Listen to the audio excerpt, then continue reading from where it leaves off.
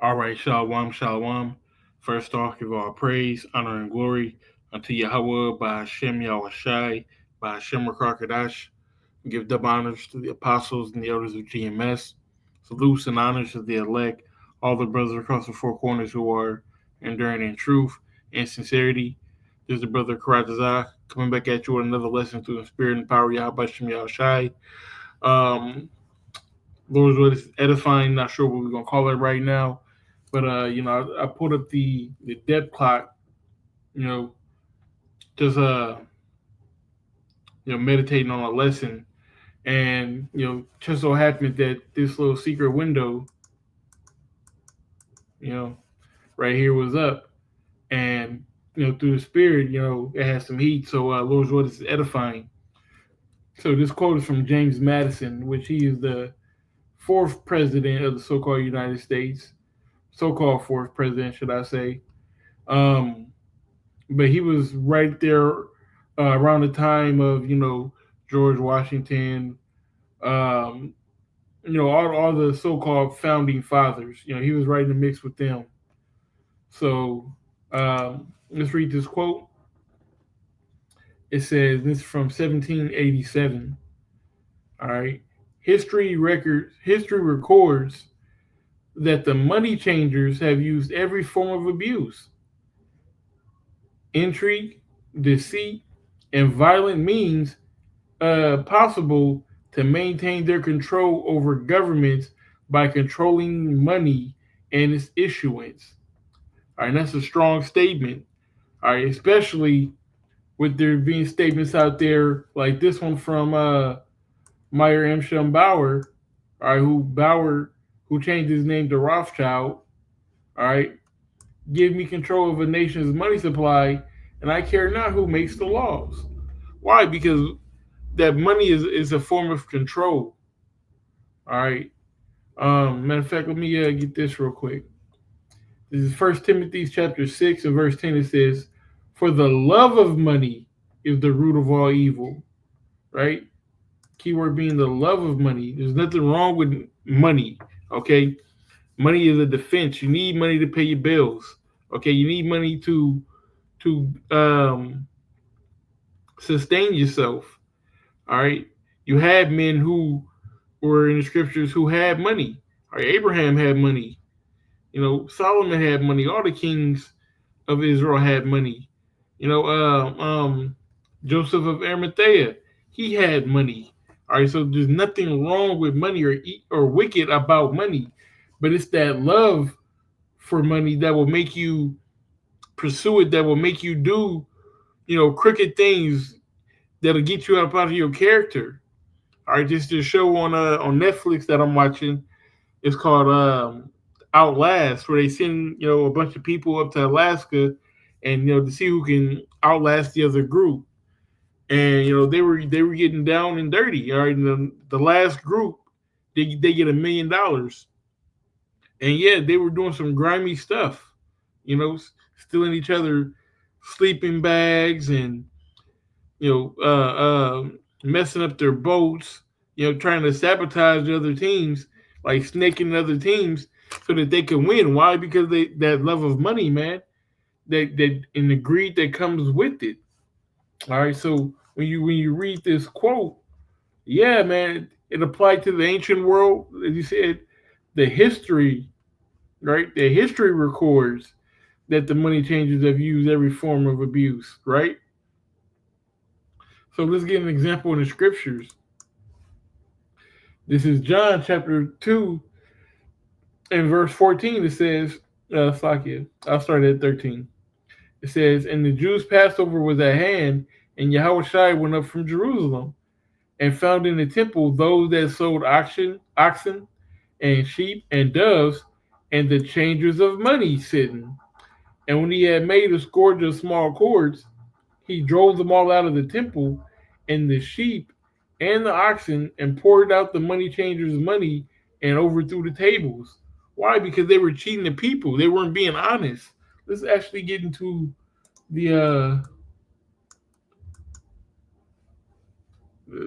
commentary.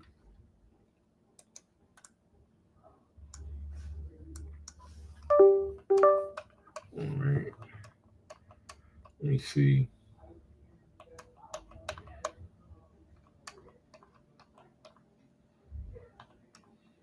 All right, it should be this next one. Kind. It says the Passover of the Jews was at hand. Jerusalem would be crowded with thousands of visitors coming at Passover. The Temple Mount would be particularly crowded, and Yahushua saw many doing business in the outer courts of the temple. The very fact of the market being held there would produce an unseemly mixture of sacred and profane transgressions, even setting aside the abuses which would be certain, to mingle, which was certain to be mingled with the traffic. The money changers doing business. Astonishing as it may sound, it is likely that as many as 2.25 million Jews sometimes assembled in the holy city to keep the Passover. Two and a quarter million J, all right, just in Jerusalem alone. It says according to Barclay, they all had to pay the temple tax, which was the equivalent of about 2 days' wages for a working man, but it had to be paid in the special temple coin, which is why the money changers did so much business. Wow! So you take 2 million, say 2 million times 2 days worth of daily wages. That's a lot of money. That's a lot of money. That's a lot of greed that can come in. That's a lot of um, temptation. All right. It says many commentators say the reason for the reason why foreign coins were not allowed in the temple contributions was because they bore the image of the emperor or pagan gods. But Tyrian coinage was not only permitted but expressly prescribed. It says, and this bore heathen symbols. Um,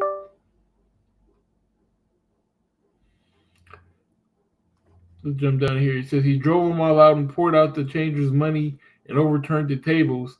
Those doing business in the outer courts of the temple spoiled the only place where the Gentiles could come and worship. This area of the court of the Gentiles was made in the house of merchandise. Yeah, I mean that's really it. They were they were basically abusing the privilege. All right, they knew there was a lot of Jake there, and they were taking advantage. All right, and that's what people in power have been doing because they had the power to do it. The power is in their hands, so guess what? They're just gonna do it. All right. So now that we know this, Esau is doing pretty much the same thing in these times. You know, we see the national debt is at 36 trillion. All right, but this debt, who is it owed to? It's owed to these people.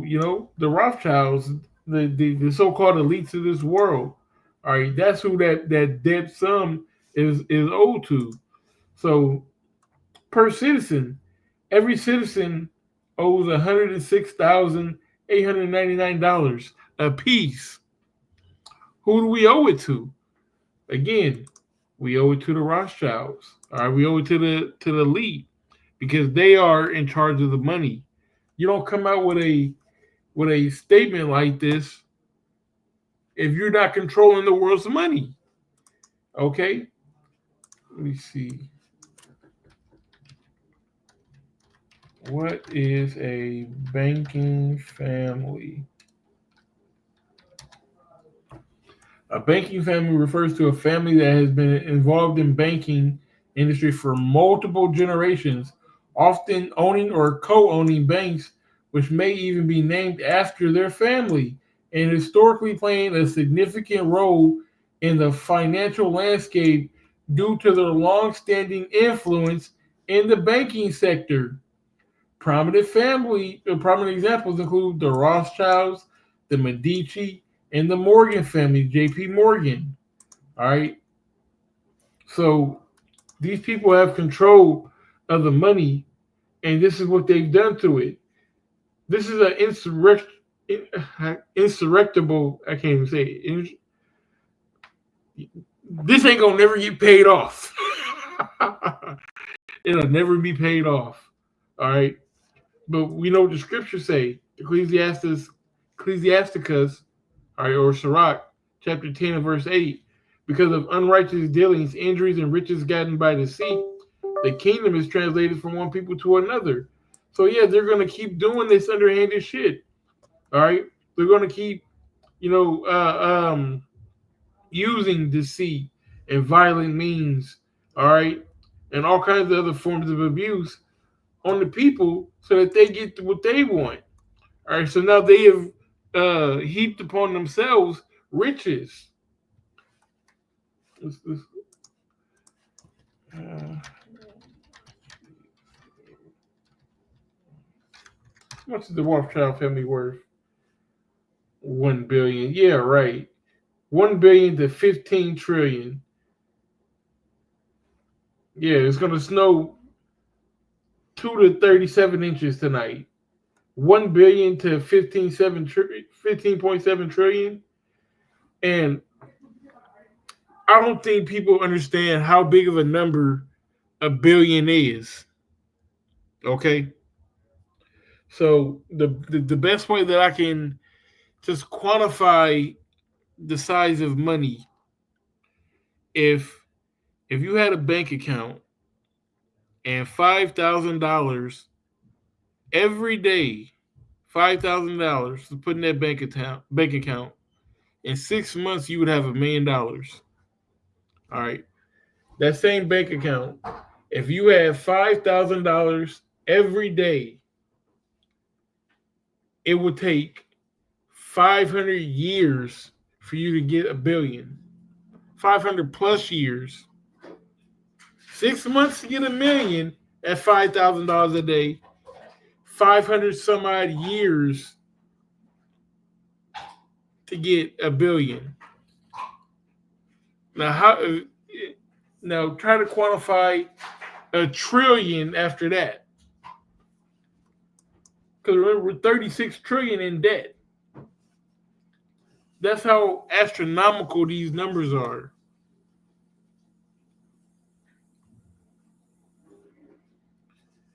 Let's look at it like this.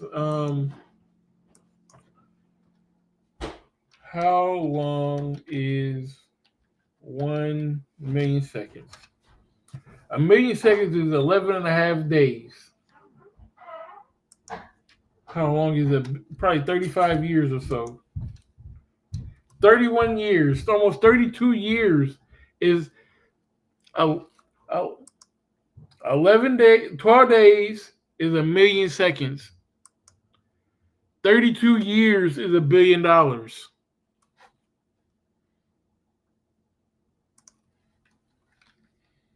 How long is a trillion seconds? A trillion seconds.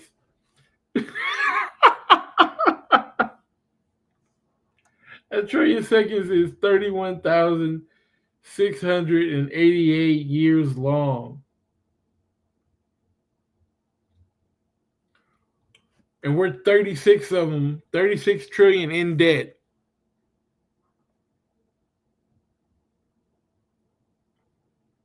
That's how big these numbers that we're dealing with. And it said that the Rothschilds is rumored that they have between a billion and 15 trillion. That's why I'm saying look at the disparaging number. All right, is their number 12 days long? Or is it, 150,000 years long? That's the discrepancy. But let's get this. This is Habakkuk chapter 2 and verse 6. It says, well, I'll start at verse 5. It says, yea, also because he transgresses by wine, speaking of the so-called white man, all right, that wine is his doctrines. He is a proud man, neither keepeth at home, right? He didn't stay home. He came here to America, and he took over America, and now he's bleeding America dry, with his fiat currency, and all the unrighteous decrees that he puts out. But let's stay on topic. It says, "Who enlargeth his desires as hell." Right? His wants are innumerable. His desires, it says, he enlarges his desires as hell. That's like always wanting for something. He's always wanting more and more and more and more. Okay, we know that he's heaping unto himself different lands, and he'll oppress a man in his heritage. All right, any way to get that almighty dollar, to get the power. That's really what it's about. It's about the power. The money is just a means to the power. Okay, it says, and cannot be satisfied. You can give him all the money in the world, he wouldn't be satisfied with it. And guess what? You can give him all the people in the world, he still wouldn't be satisfied with it. It says, but gathereth unto himself all nations, and heapeth unto himself all people. How? Because he wants to do that MOT to the B. That's where all roads is leading. All right. That's why we're $36 trillion in debt as a nation, because they're trying to break the system. Once they break the system, then they can move in the true system of slavery, which is going to be that MOT to the B. All right. And they can, he calls us all small and great, rich and poor, free and bond. Right. So that's all nations and all people. Verse 6, it says, shall not all these take up a parable against them, and a taunting proverb against them, and say, woe to him that increases that which is not his. Right. So, I mean, the so-called white man came over here and stole his whole country. He stole the whole world. Right. The Lord did give it unto him, right? But he gave him a sword as well. And ultimately, he played out his part, which is to come over or go around the world, so-called policing the world, stealing as he goes, raping and pillaging as he goes, murdering as he goes. So, yeah, it says, woe to him that increaseth that which is not his, because the Lord got a cake bait from him. The Lord going to upset him in the end. Says, how long? How long is he going to be able to do all of this? You know, the Bucks got to stop somewhere. And when he tries to enact his New World Order, that's when the Most High is going to take him down. It says, and to him that ladeth himself with thick clay. What that thick clay is, this is right here. It's the debt, the heavy debts. All right, and they're laying this on, right? They're piling up this debt so that they can crash the society and bring in that MOT to the B, and then heap all the people into himself and make them servants, right? Make them literal slaves. They're the goyim, the cattle. All right, so that's all I really wanted to get. Yeah, that's it. And Lord's word is edifying. And we give all praise, honor, and glory unto Yahweh by Hashem Yahushai, by Hashem Rakar Double honors to the apostles and the elders of GMS. Salutes and honors to the elect, all the brothers across the four corners who are enduring in truth and sincerity, all the men and women who follow. Hey, Shalom.